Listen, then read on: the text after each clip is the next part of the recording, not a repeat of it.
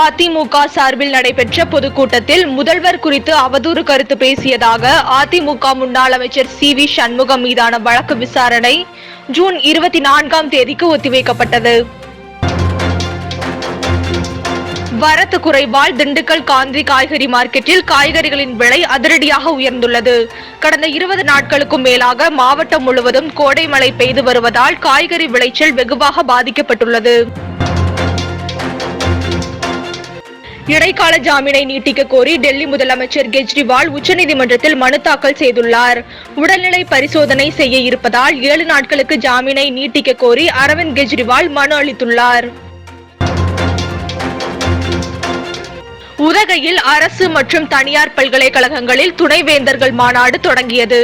ஆளுநர் ஆர்.என். ரவி தலைமையில் 2 நாட்கள் நடைபெறும் மாநாட்டில் அனைத்து பல்கலைக்கழக துணைவேந்தர்களும் பங்கேற்றுள்ளனர்.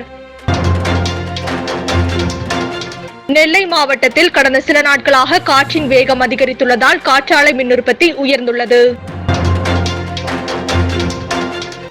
கன்னியாகுமரியில் 8 நாட்களுக்கு பிறகு திருப்பரப்பு அருவியில் சுற்றுலா பயணிகள் குளிக்க அனுமதி அளிக்கப்பட்டுள்ளது.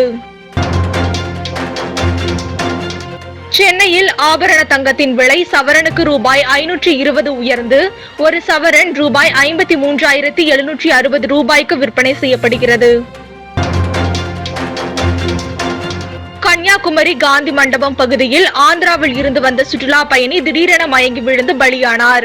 கிழக்கு கோதாவரியைச் சேர்ந்த முரளி கிருஷ்ணா உடல் உடற்கூறாய்வுக்காக மருத்துவமனைக்கு அனுப்பி வைக்கப்பட்டுள்ளது. திருநெல்வேலியில் வெட்டி கொல்லப்பட்ட ரவுடி தீபக் ராஜாவின் உடல் 7 நாட்களுக்கு பின்னர் உறவினர்களிடம் ஒப்படைக்கப்பட்டது.